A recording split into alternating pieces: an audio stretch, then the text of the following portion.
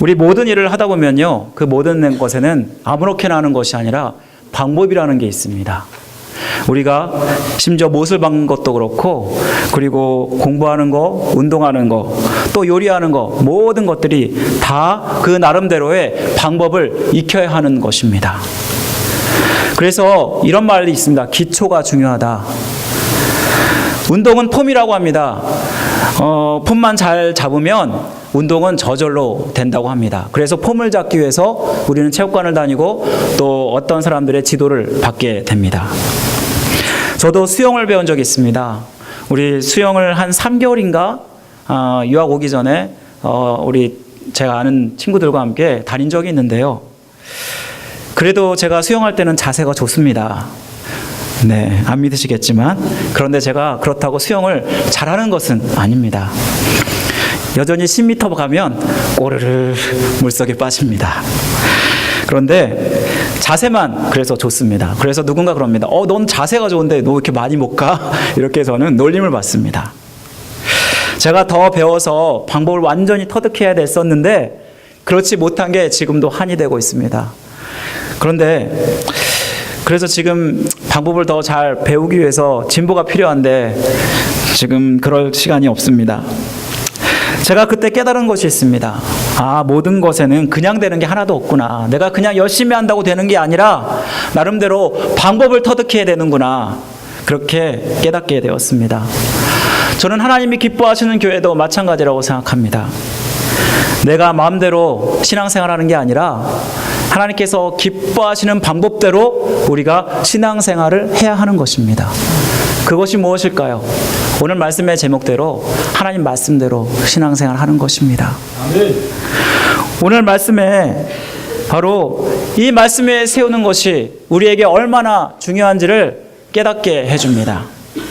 오늘 말씀은요, 언약궤를 옮기다가 웃사가 죽은 사건을 기록하고 있습니다.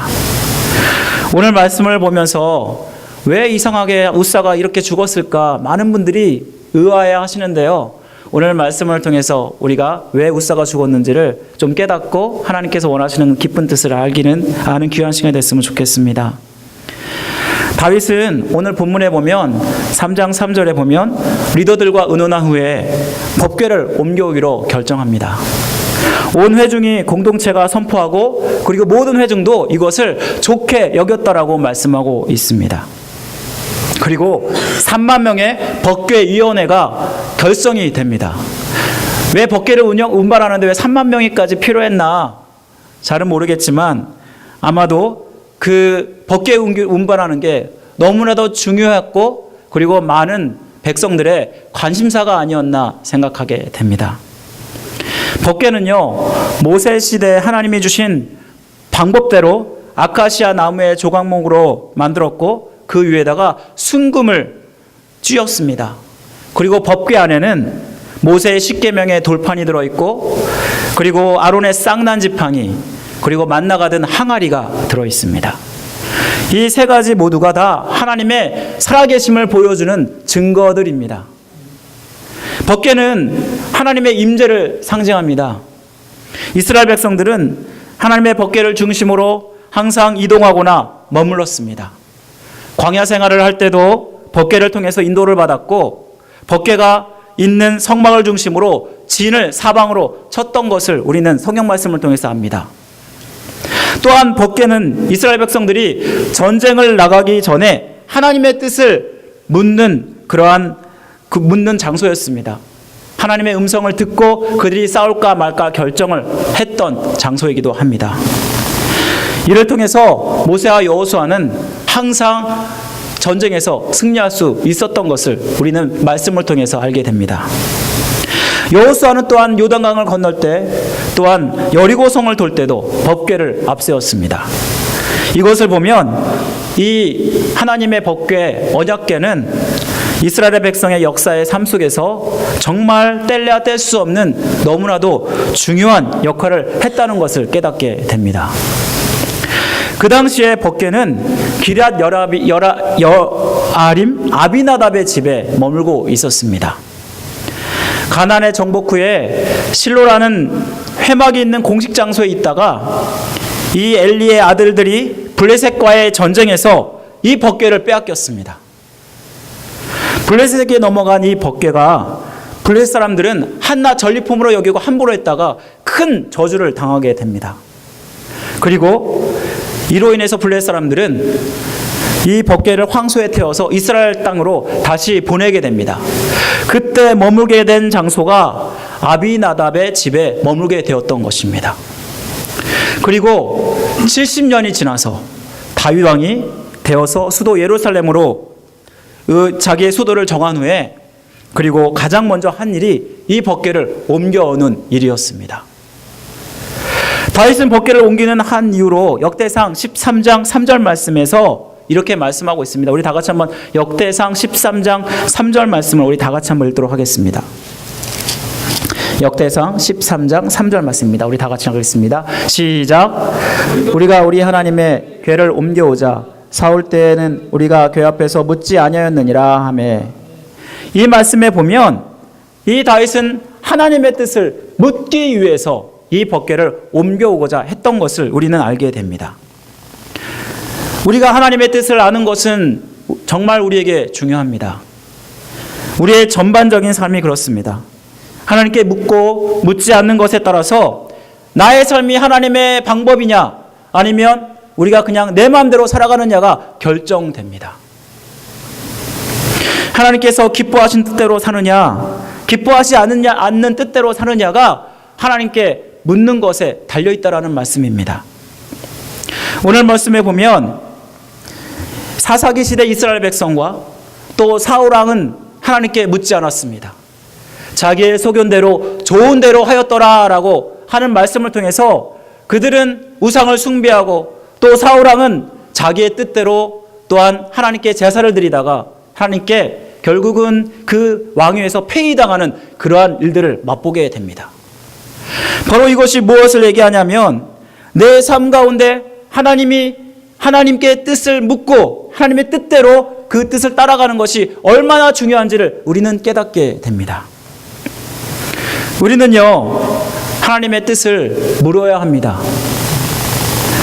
만약에 그 뜻을 묻지 않냐면 우리는 하나님의 뜻을 전혀 알 수가 없습니다. 우리가 보통 연애를 하죠. 연애를 하게 되면요, 특별히 우리 여자분들이 남자분들의 태도에 대해서 굉장히 아쉬워합니다. 왜냐하면 이 남자가 자기한테 말해주기를 원하는데 전혀 그 말을 하지 않는다라는 것입니다. 항상 그렇습니다. 야, 너 내 마음 알지? 그러면서 그걸로 그냥 퉁치는 경우가 너무나 많습니다. 그래서 여러분들이 연애를 하다가 너무나 서운한 감정을 갖게 되고 그리고 그런 말을 하나도 안 해주니까 결국은 헤어지는 그런 경우도 있는 것을 보게 됩니다. 솔직히 저도 그렇습니다. 연애를 하면서 저는 아내가 가끔 물어봅니다. 정말 나 사랑해? 라고 물어보면 네, 그렇다라고 대답을 하긴 하지만 직접적으로 말할 때는 굉장히 쑥스럽습니다. 물론 남자의 특성도 있지만 그럼에도 불구하고 우리는 말을 해야지만 그 사람의 마음을 알게 되는 것입니다. 또 어린아이가 커가면서도 세상을 알아갑니다. 그런데 세상을 알아갈 때 엄마가 귀찮도록 질문할 때가 있습니다. 그러면 그 질문을 할 때 이게 뭐야? 저게 뭐야? 그렇게 질문하게 되면 그러면 우리는 그것을 알려줘야만 합니다. 저는 때로 어렸을 때 우리 아이들이 그것을 질문할 때 굉장히 귀찮게 여겼습니다. 그런데 한 TV가 이렇게 얘기해 주더라고요. 어렸을 때 그렇게 하는 것은 당연하다. 만약 그때 그것을 싫어하면서 거부감을 주게 되면 그 아이는 평생토록 질문을 안 할 것이다. 그리고 그것이 그 아이에게 상처로 남는다라는 그 얘기를 들었습니다. 그 얘기를 듣고 나서는 그 질문에 되도록이면 열심히 대답하려고 합니다. 그렇습니다. 우리가 뭔가를 알고 신앙생활을 잘 하기 위해서도 하나님께 묻는 것이 중요합니다. 하나님, 제가 잘하고 있어요? 하나님 앞에서 정말 제가 잘하고 있나요? 항상 물어보면서 우리가 신앙생활을 하다 보면 하나님이 기꺼이 알려주시고 도와줄 줄 믿습니다. 특별히 신앙에 처음 몇 년 그렇게 오랜 그러한 연륜을 가지고 짓지 않으신 새 신자가 들어오면 여기 계신 분들이 정말 잘 알려주시기 바랍니다. 그럴 때 하나님께서 정말 기뻐하시는 그러한 교회로 세워갈 수 있지 않나 생각해 봅니다. 그렇다면 하나님이 기뻐하시는 그 질문을 찾기 위해서 우리가 해야 될 일이 무엇일까? 우리는 하나님 말씀이 기준이 되어야 합니다. 이때 법궤를 실질적으로 운반하는 자는 아비나답의 아들 두 아들 우사와 아이오였습니다. 아비나답은 70년간 그의 아들 엘르아살이 맡아서 보관하고 있었던 레이지파 사람들로 추정이 됩니다. 다윗 왕 때 기럇 여아림의 아비나답의 집에서 예루살렘으로 옮기게 됩니다. 기럇 여아림에서 예루살렘까지의 거리는요, 북동쪽으로 약 13km에서 15km 정도 된다고 합니다. 운반하기에 쉬운 거리가 아닙니다.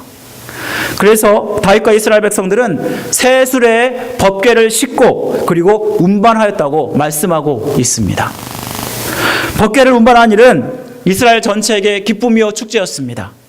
각종 악기가 동원되고 그리고 그 악기를 연주하면서 많은 백성들이 보는 가운데, 그런 가운데 법궤가 운반되었습니다. 그런데 이 축제일에 찬물을 끼얹는 일이 일어났습니다. 소가 기돈의 타작마당에서 어떻게 날뛰던지 수레에서 그것이 흔들거리면서 떨어질 뻔하였습니다. 이때 우사가 그 떨어지지 않게 하기 위해서 언약궤를 붙잡았다가 즉사하는 일이 일어났던 것입니다. 이로 인해 다윗은 어떤 반응을 보입니까? 5장 9절 말씀에 보면 다윗이 그날에 여호와를 두려워하여 가로되 여호와에게가 어찌 내게 오리요, 그리고 너무나 놀라고 두려운 나머지 그 언약궤를 옮기는 것을 멈추었다고 말씀하고 있습니다. 분명히 언약궤는 하나님의 뜻을 묻기 위해서 다윗이 선한 목적으로 시작한 것입니다. 그런데 사람이 죽는 너무나도 황당한 사건이 일어났던 것입니다. 이에 다윗도 놀라고 백성들로 놀랐습니다. 그리고 그 궤는 오베데돔에 3달간 머물게 되었습니다. 오늘 이 말씀에서 왜 우사가 즉사를 했는지 이성적으로 우리가 이해할 수가 없습니다. 사실 우사는 법궤가 언약궤에서 떨어지는 것을 막기 위해서 선한 행동을 했던 것입니다. 만약 어떤 물건이 막 여기서 떨어지면 우리가 가만히 있나요? 어떻게든지 그 물건이 떨어지지 않도록 하기 위해서 그것을 붙잡을 것입니다. 그런데 성경은 분명히 이것이 우사의 잘못이라고 지적하고 있다는 것입니다. 똑같은 사건이 기록된 사무엘하 6장 7절 말씀에 보면은 우사의 잘못으로 하나님께서 진노하셔서 우사를 치셨다라고 말씀하고 있습니다. 또 오늘 말씀에도 본문에 보면 하나님이 진노하셔서 우사와 충돌하셨다고 말씀하고 있다는 것입니다. 사실 우사가 자기의 생명을 죽을 만큼 그렇게 잘못한 것이 무엇일까요? 하나님을 왜 진노케 하셨을까? 솔직히 상식적으로 이해가 안 되는 황당한 일입니다. 왜 이런 일이 일어났을까는요, 결론적으로 말하면 그가 하나님 말씀대로 하지 않았기 때문입니다. 다윗은 이 일이 일어났을 때 하나님 앞에 회개하고 그리고 언약궤에 관련된 부분을 모세오경을 통해서 찾아보았을 것입니다. 그리고 그가 깨달은 것이 있었습니다. 바로 하나님의 방법대로 하지 않았다는 것이었습니다. 하나님의 언약궤는 레위인 중에서 고앗 자손만 지게 되어 있습니다. 그리고 언약궤를 운반할 때도 이 언약궤 자체를 만지면 죽을까봐 사람들은 그것을 조심하였다고 말씀하고 있습니다. 민수기 4장 15절과 19절을 보면은 레위 자손 중에서 고앗 자손들이 오직 언약궤를 매는 역할을 했고, 그리고 그들이 죽을까봐 얼마나 조심했는지 그 사건이 기록되어 있습니다. 이 말씀은 하나님이 구별하고 지명한 그 사람 이외에는 가까이 할 수도 없고, 그리고 모세와 여호수아가 광야에 방황하는 동안에 그들이 이 언약궤를 오직 손으로 손수 쥐고 가야만 했던 것입니다. 그런데 지금 이 웃사는 어떻게 언약궤를 옮겼습니까? 언약궤를 새 수레에 싣고 그리고 그것을 그냥 하나의 물건을 취급하듯이 다뤘기 때문에 그는 죽었던 것입니다. 무엇보다도 이 일을 깨달았을 때 다윗은 12절과 13절을 보면 레위 사람들을 불러서 언약궤를 새 수레가 아닌 자기의 손으로 옮기는 일을 하게 됩니다. 13절 말씀 전에는 너희가 매지 아니하였으므로 저에게 구하지 아니하였음이니라 하나님의 방법과 규례대로 했을 때 언약궤는 무사히 다윗성에 올 수 있었던 것입니다. 왜 하나님이 이것을 통해서 보여주고 했던 것이 무엇이었을까요?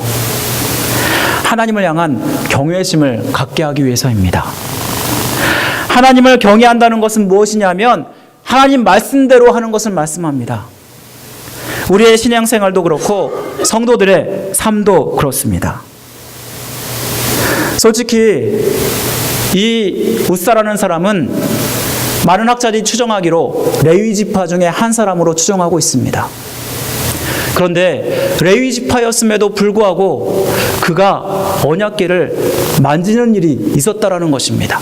이것이 무엇을 의미하냐면 그가 하나님의 말씀을 제대로 기억하지 아니하고 자기 멋대로 이 언약궤를 옮겼다는 사실을 말씀해 줍니다. 이것은요, 우리의 신앙생활도 마찬가지입니다. 우리가 우리의 마음대로 신앙생활하는 것이 아니라 하나님의 뜻대로 하나님의 말씀대로 신앙생활하는 것이 얼마나 중요한지를 이 말씀은 우리에게 보여주고 있다는 것입니다. 우리가 건물을 지을 때 기초가 중요합니다.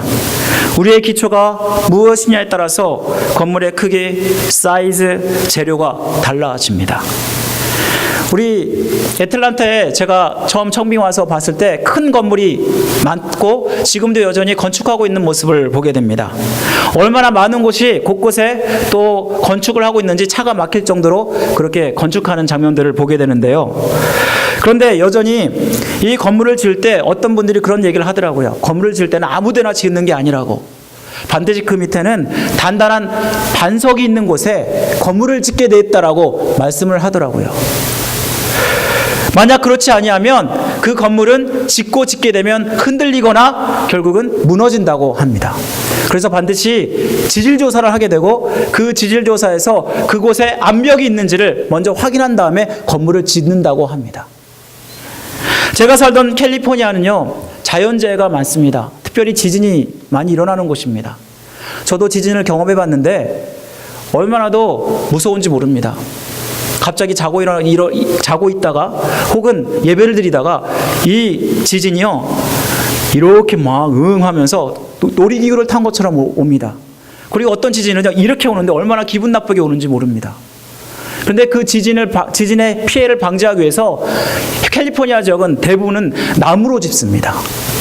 그런데 여기는요 지진이 없으니까 다 벽돌로 짓더라고요. 바로 이것이 기초의 차이에서 시작되는 것입니다. 마찬가지입니다. 교회도 우리가 이 교회를 어떠한 반석 위에 세우느냐에 따라서 우리 교회, 우리의 신앙생활이 달라질 수 있다는 것입니다.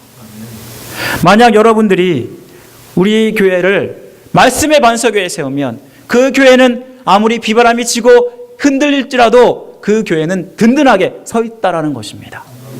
그런데 만약 그 반석을 모래 위에 세운다고 생각해 보시기 바랍니다. 그러면 그 반석은 반드시 틀림없이 무너지고 그 교회는 쓰러질 수밖에 없다라는 것입니다. 우리 교회는 어떤가요? 여러분은 우리 교회가 말씀의 반석에 든든히 세워져 가고 있다고 믿습니까? 우리는 무엇보다 말씀의 반석을 세우기 위해서 여러분들이 말씀에 관심을 갖고 우리가 말씀대로 사는 것이 너무나도 중요하다는 것을 깨닫게 됩니다. 우리 여기 계신 분들이 정말 말씀을 사랑해 하셨으면 좋겠습니다. 베다니의 사람들이 말씀을 사모하여서 그 말씀이 그런가 아니한가 항상 상고였더라라고 말씀합니다. 이처럼 우리가 말씀을 사모하며 주 앞에 나아갈 때 그 말씀을 사모하는 자에게 하나님은 말씀의 눈을 열어주시고 말씀의 은혜를 주실 줄 믿습니다. 그렇다면 말씀에 선 교회가 받는 은혜가 무엇인지 아십니까? 법궤가 오벳에돔의 집에 머물게 되는데 이 오베데돔의 집은 가드에 있었습니다. 가드는 기럇 여아림에서 남서쪽 20km의 지점에 있는 곳입니다. 예루살렘이 이곳의 중심에 있다면 기럇 여아림은 북동쪽 13km 지점에 있고, 그리고 가드는 20km 지점 남서쪽에 있는 곳이 바로 이 오베데돔의 집이었습니다. 이것이 무엇을 얘기할까요? 분명히 예루살렘으로 옮겨오기 위해서 가드에서 13km 떨어진 곳에서 이 수레에 언약궤를 태워서 운반하게 됩니다. 그런데 우사가 죽자마자 이 언약궤를 다시 그보다 더 먼 지역인 오벳에돔의 집에 머물게 했다라는 것입니다. 이것은 무엇을 얘기하냐면 바로 모든 사람들이 우사의 죽음을 보고 모두 두려워했다라는 것입니다. 감히 하나님의 언약궤를 자기의 집에 모시기를 다 꺼려했습니다. 그리고 그 누구도 언약궤를 모시길 싫어해서 결국은 그 언약궤를 기꺼이 받은 오베데돔의 집에 머물게 했다라는 것입니다. 바로 이것이 중요합니다. 이 말씀 속에서 오베데돔이 집에 머무는 기간은 3개월이었습니다. 그리고 이 3개월 동안에 오베데돔의 집은 하나님께 큰 복을 받았다라고 말씀하고 있습니다. 우리 함께 14절 말씀 우리 다 같이 한번 읽어보겠습니다. 14절 말씀입니다. 14절 말씀 다 같이 시작. 그가 오베데돔의 집에서 그 권석과 함께 석 달을 쓰니라. 여호와께서 오베데돔의 집과 그 모든 소유에 복을 내리셨더라. 아멘. 이 말씀에 보면 오베데돔은 이 언약궤를 단지 3개월만 지켰을 뿐인데 하나님께 물질의 복뿐만 아니라 자녀의 복을 받습니다. 역대상 26장 4절에서 5절을 보면 오베데돔의 아들들은 맏아들 스마야와 둘째 여호사밧과 셋째 요아와 넷째 사갈과 다섯째 느다넬과 여섯째 암미엘과 일곱째 이사갈과 여덟째 브올레데니 이는 하나님이 오베데돔에게 복을 주셨더라 라고 말씀하고 있습니다. 오베데돔은 직계손들이 약 62명 정도 되고요. 그리고 모두가 하나님의 집에서 봉사하는 레위인들이었습니다. 그리고 문지기들이었습니다. 이것이 무엇을 얘기할까요? 분명히 아비나답은요 70년간이나 하나님의 언약궤를 섬겼습니다. 그런데 아무 일도 일어나지 않고 오히려 우사가 죽는 불행한 일을 당했습니다. 그런데 오베데돔은 단지 3개월 동안 단지 하나님의 언약궤를 모셨을 뿐인데 하나님께 큰 복을 받았다라는 것입니다.